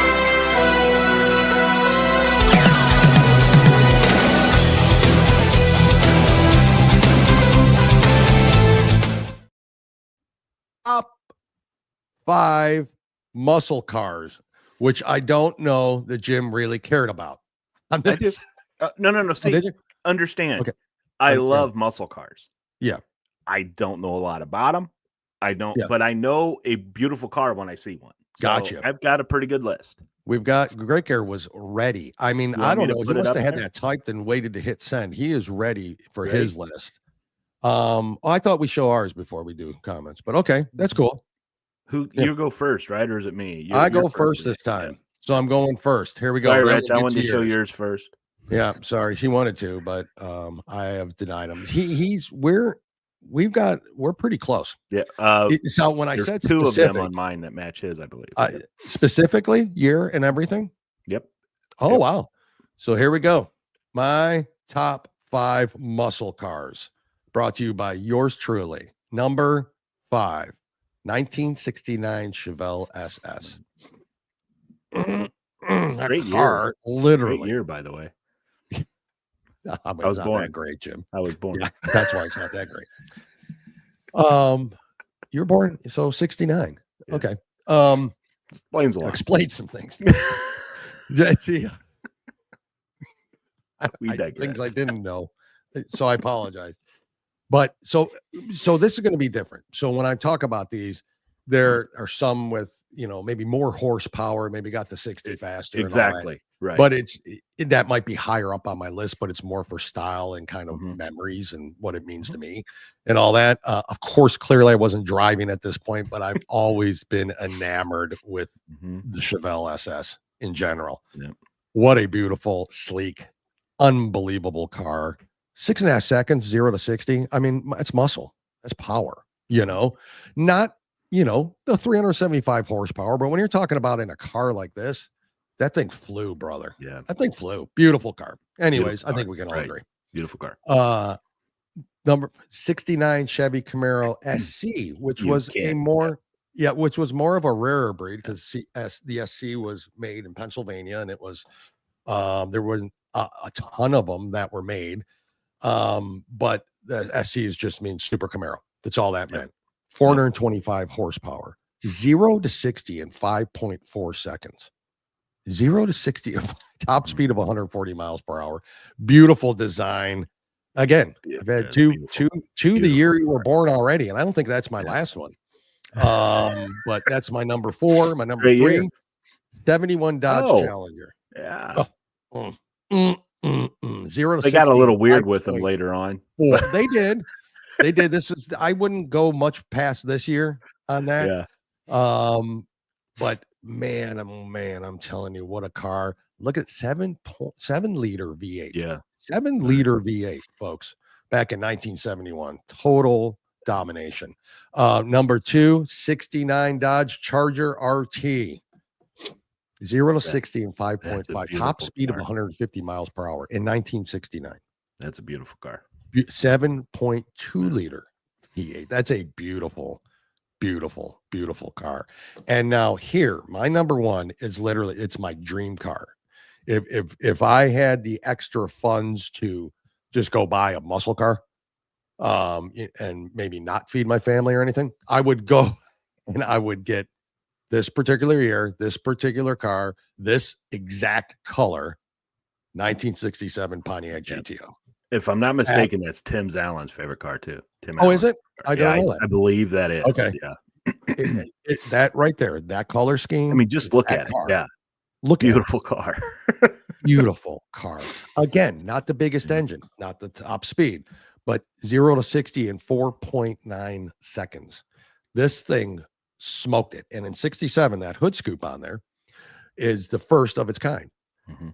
Which obviously allows the air to go in. I mean, we know what hood scoops are for, but it was the kind of the benchmark for hood scoops. Yeah, beautiful. And that car right there is absolutely. I can't. I don't want to take it down. I drool when I see. No, that is a beautiful car. Absolutely, the color, especially that color in particular. That color, that scheme. You might. You know what, dude? You might have a surprise for your birthday this year. You're the best, brother, which is September 29th, in case anybody wants to say anything. I know. So now let's go to a list. You can go to Grit Gears. 70 Chevelle SS. I'm perfectly fine. 71 Plymouth GTX. Great. So I know a lot of people are going to have Shelbys. I'm just not a Ford guy, but I beautiful. Perfect. Yeah, that will appear on mine. RT. And the 69 Chevy Camaro. The Z28 that's a great Z28. one. I put the SC. But that's an absolute great list. Yeah. Emsdad. Ooh, 69 Ford Mustang. Yeah, you can have any Mustang Cleveland. The Cleveland engine was amazing. That 351 Cleveland, I almost went to that 87 Buick Grand National. I don't think people appreciate that car like they should. That car was amazing at the time. Absolutely incredible. Oh, look at that. Jesus, man. So Chevy 87 Camaro SS. Yep. Camaro SS, 390 big block, Emstead. Yep. Chevy Nova SS, which was beautiful. Beautiful car. The Cobra big block. Yep. The Shelby Cobra. I mean, guys, the Shelby Cobra is I agree. They're just beautiful vehicles. I agree. They are. They absolutely are.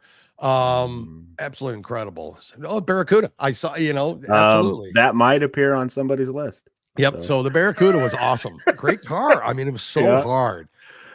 66 GTO. It's just right before the hood scoop for me. I think 67 was the first year. I could be wrong. Tell me if I could be wrong, Tarna, but I think 67 with that hood scoop. Yeah, my brother, you're right. I remember that. He had a 68 Shelby GT 500. Yeah. We didn't, but my parents' good friend had a 67 GTO that I literally have been in love with. So the Viper. I'm telling you, the Viper was close. Because the Viper's close, man. Beautiful car. That was I got to actually. I didn't get to drive it. I got to ride in it on a track with a professional driver. Amazing car. Yeah, and 69 Camaro, of course, Cougar. Amazing. Her number one car is on my list, but in a different variation. But I'll get to that. That's but you can't go wrong with any of those. That big old bird on the hood. I mean, like it was. I mean, come on. I mean, we're smoking the band in it. There, that's what we're talking about. So, Jim, get to your list. Mike had a 68 Firebird. Yep. Look at that. Yep. Oh, I know. Yeah. Okay. Well, Jim's gonna buy cars for birthdays. So here we go. I do have some that have the engine and all that stuff on there, but don't understand that. For you, it's more looks. Yeah, it's more I go for the look. Yep. Now, Buckeye. Mm-hmm. The Trans Am, absolutely, but this was a Trans Am in 2017 that they put on the body of a Camaro SS.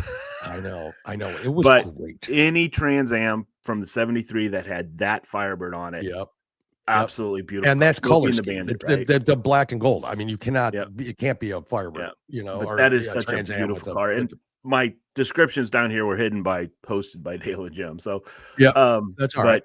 Absolutely beautiful. But this was actually put on a Camaro SS, and oh man, it's a beautiful car. It was beautiful. Anything from there. Yeah. The Plymouth GTX 71. Yep. The sleekness of this. There was only 3,000 built. I know. And only 30 of them had the Hemi 426 horsepower V8 engine. So I mean you could get 100. I think these are going for 150 if you redo them. If you read it at 150,000. Well, look at them. Absolutely. There's just not look at the black, the sleek. Yeah. Oh, I mean, just beautiful car. Beautiful. Perfect. The 1970. Yep, I had the 69 with the convertible. Yep. 1,100 drop top units. That's it. Yep. Just 11 of them. I know. 1,100 of them. So that's a beautiful car. Yeah, it's the color especially. I mean, just. All right. So my number 2. 1971 Plymouth Hemi Barracuda. I love it. Look at that car. Thanks to Pontiac GTO, you got that hood scoop in there. Just look at that car. Yep. Now, I'm going to tell you my number one car, and it's only because of a movie. Yeah. I love this car. The name is Eleanor. So if you watch the movie, you know what I'm talking about. We know. The 1967 Shelby GT 500. Eleanor. It's a great car. From Gone in 60 Seconds, folks. It was the car. I mean, that is a beautiful car. It is a great car. Absolutely. Yep. I'll tell you what. There's not a one on this list that, and I'm talking about those who even commented, that I think I can disagree with, to be honest with you. Yeah. They phenomenal. And I mean, you could go into honestly, what we didn't do is you could have gone in more modern and gone with the Hellcats and all that. Of course, I mean, they're super great. I mean, the Viper was one of the more modern ones of today. One of the more modern ones on there, but I'm talking even as recent as and of course they're not going to make them anymore. Dodge, they're not, they're because they don't make American companies don't make cars anymore. Stellantis is a joke. And, American companies don't make cars anymore unless it's electric. Nope, exactly. And so we need these things back. We need big engines. We need a lot of we need to bust through the ozone even further. We need ice caps melting. I need sea levels rising. We need cars like this out there, glad to pay for it. But Oh my God. I mean, so there's some kind of surprise. No one had the this 60. was I know the split window is great. yeah, That split window is a great car. No doubt about it. Odd. In all for me a honesty, little bit, guys, but the vets nobody had a themselves, vet on it at all. Yeah. there was only, I think there was a time, maybe 4 years where I just did not like the look of it. Yeah. But today's vets, Mhm. they've made it look like the Lamborghini. Yeah. I don't know if you guys have seen the newer one. Those are kind of cool. I do like the vets, but any Corvette could have been on here, to be honest with you. I mean, it's just because it's a true American car, right? I mean, it's what's out there. But I just look at the Rich, You and I, wow, the GTX. Well, I mean, I figured this list, there wasn't going to be too many people arguing with me. Yeah, I agree. I mean, you're right. This one is a hard one. Yeah, it'd be very hard to argue with these lists at all. Rich and those who commented. Yeah, top five movie cars. It would because be. Herbie the Love Bug. If it's not on everybody's list, I don't know. Did anybody remember? I don't know the car, but I gotta look it up. But the movie with Sylvester Stallone, Cobra. Yeah. That car he drove in there, it was that black. I can't remember the name of the car. I need to look it up. But that was a beautiful car from Cobra, the movie Cobra with Sylvester Stallone. It was. Yeah, I don't. Yeah. I'm not sure. So, yeah, I mean, top five movie cars. I mean, you're gonna go with. I mean, holy crap, that'd be. You know what my number one is? I know what your number one is. It's right here. Yeah. I guess we can take that down. So we can't do it now, but maybe later we can do it. Jim, what do you think? Top five. Well, we had the ugly so this is Buckeye comment, and I agree. There were no wrong answers here today. Really, and that suggestion for that came from Rich and Sharon at Great Gear, and they look how they unified us all. There, that's what you get when you get with Great Gear Apparel and Lock and Load Coffee. Unification, patriotism. Come together moments. I mean, we could have our own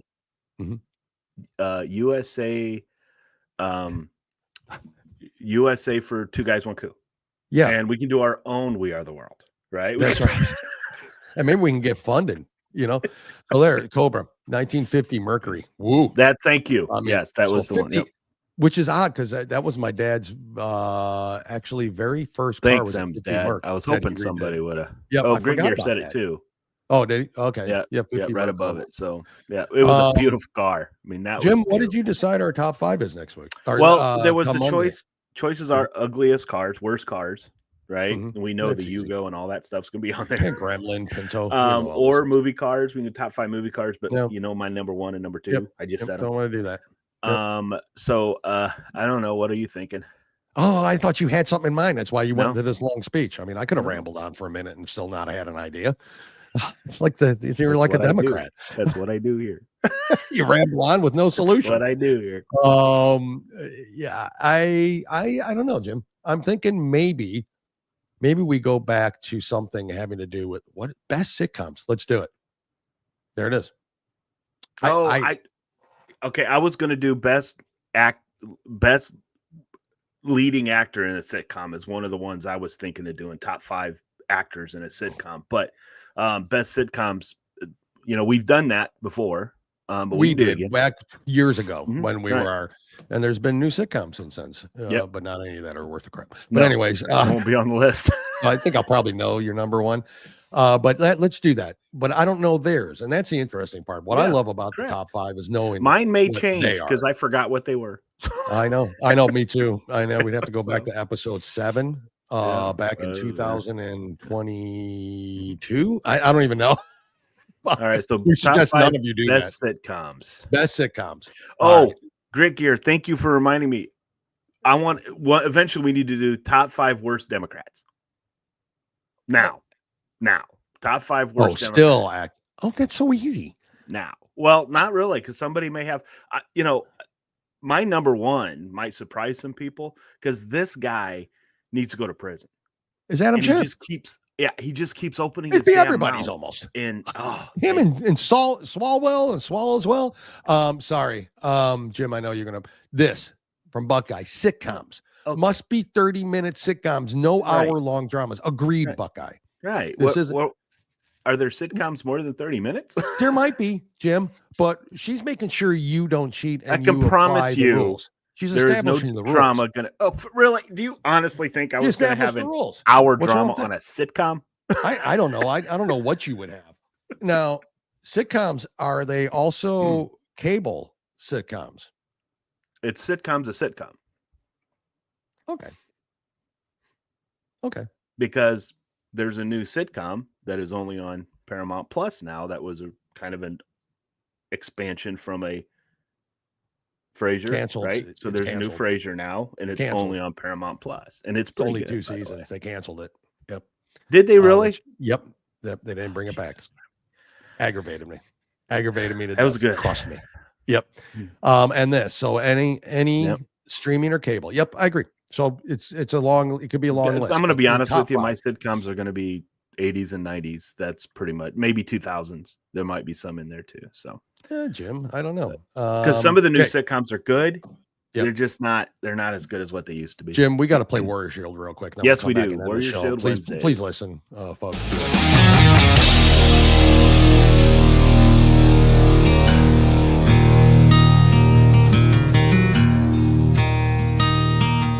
Warrior Shield Foundation is here to unite, honor, and provide support for veterans, first responders, and Gold Star family members. The foundation will enable them to find the help they need through direct assistance or by connecting them with our shared vision network. Using data-driven models, we provide solutions that make a long-lasting difference. We, along with our partners, are dedicated to bringing together like-minded groups and individuals who have committed to making a difference in the lives of our hardworking, everyday heroes. We bridge the gap by connecting warriors or their families with the assistance they deserve and require, such as service dogs, wheelchairs, counseling, scholarships, and team-building retreats, to name a few. You can help right now to make a difference for those who have helped and protected us all. Warrior Shield Foundation, selflessly doing for those who need it most. It's a long way to home, but you won't take the hard road all alone. Just look to your left and look to your right. You were born to fight. That's right, folks. WarriorShield.org. WarriorShield.org. Remember, when you support them, you're supporting the Corporal Chateau Foundation as well, and all the other foundations that they help daily, annually. Please go there, support them. WarriorShield.org. We are asking for your help. Again, please go support Grit Gear Apparel. Like everybody, things, this time of year is kind of slow. It's slow for us at work. It's slow after the holidays. Things are going on. Go help them out. Grit Gear Apparel. Lock and Load Coffee. You've got to buy their shirts. They have use coupon code 2guys. Just do it. What are y'all waiting for? You will not be disappointed. I mean, I have washed this shirt a number of times, and the color's still there, the fit's still there. Everything is just wonderful. And the coffee, guys, I'm telling you right now, you will not be disappointed with the coffee. Absolutely. Jim's no longer using sweet. What did you use? Sweet and low? Yeah, I usually put one sweet and low in my coffee, and that's it. I don't usually put anything else in it. But I've been drinking their coffee without any sweetener in it. It's actually pretty great. Yeah. So Rich and I were getting along with the cards, and then he had to go and pull this shit. No. And then my wife has to chime in. That was our daughter's favorite, not mine. No, Rich, iCarly is not my favorite. What does this say? Disappointed. Didn't see the outfit today, Dale. LO, you guys would have rocked it. So if you're not following us on X, and I don't know why you're not, you should have, but I posted or if you're not following Buckeye, because I commented on hers with two gentlemen who were dressed in this Italian gear, and I was like, she wanted to see us wear them. I'm like, yeah, I would love to. That'd be great. I got to get me some of those. So, anyways, folks. Actually, though, I think we should wear at some point in time during the show the two tuxes that they wore on Dumb and Dumber. I think so too. I would look better in the light blue. You can have the. I think so. By the way, Tulsi was confirmed 52-48. 52. McConnell was the one who flipped. I figured it'd be 51. I either 51 or JD would have had to come in. Yeah. So 52-48. So she has been confirmed. Now, confirm cash and RFK. Let's get this done. Republicans. Folks, we will be back. Happy Valentine's Day to all of you out there. And I want to talk about that specifically because up until Valentine's Day, if you go on warriorshield.org, you get 20% off your purchase of the tickets. So if you're going to go on September 5th and 6th to the Rosen Center down in Orlando, Florida, for the Warrior Weekend to help support them and the Corporal Chad O Foundation, you can go on right now up until Valentine's Day. You get 20% off your purchase. So, folks, go do that. I mean, you're talking it's over a $60 off on your. You're talking VIP tickets for under $300. Yep, the whole weekend at that point. Go do it now, folks. Please go support them. Thank you all again for your comments. Please like, share, and follow on Rumble. Please like us on our X page at 2 Guys 1 Coup and at The Patriots Pray. We really appreciate all of you and all of you for spending your time with us. He wrote, sorry, Jim. I was just going to put that. Natasha Owens, I will. I'll be having, we'll have a little bit of advertisement that we're going to play on this. We're Natasha Owens. If all of you know, she will be there. She's agreed to be there. We will have her back on the show. Bo Bice. Yep, they're going to be there. You're going to get to meet Tig and Tonto, right? You get to meet them as well. Corporal Gadsden, you get to meet him. Or is it Corporal Gadsden? Yeah. Wasn't that? Did I say that wrong? No, I said it Colonel. Right. I think it's Colonel Gadsden. Why do you keep saying Corporal? Because of Corporal Chado, I think. So I'm going. It's Colonel Gadsden. Yeah. Apologize for that, but there it is. CPL Chado. I think Boone's going to be there. Not.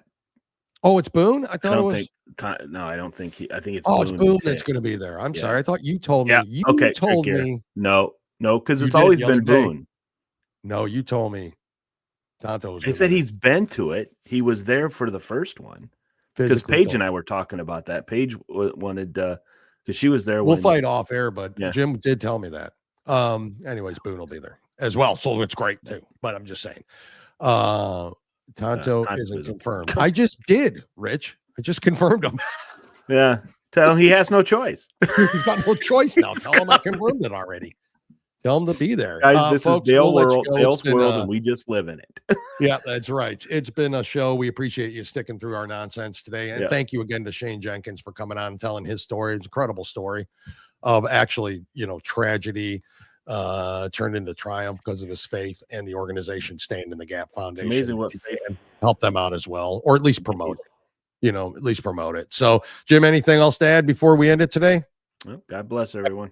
Weekend, go get your Warrior Weekend tickets at warriorshield.org and help Grit Gear Apparel and Lock and Load Coffee. We appreciate you all, and we'll have a good weekend. We'll talk to you next week. Bye, Jimmy. Bye. Adios.